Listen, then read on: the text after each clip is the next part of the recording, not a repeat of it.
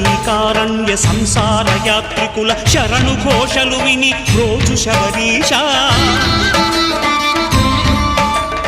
పాపాలు దోషాలు ప్రక్షాళనము చేయు పంపానదీ తీర ఎరుడే నివాస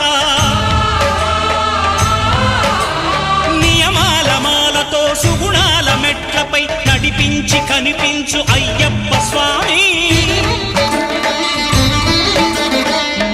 సంక్రాంతి సజ్జోతివై అరుదెంచి మహిమలను చూపించు మణికంఠ స్వామి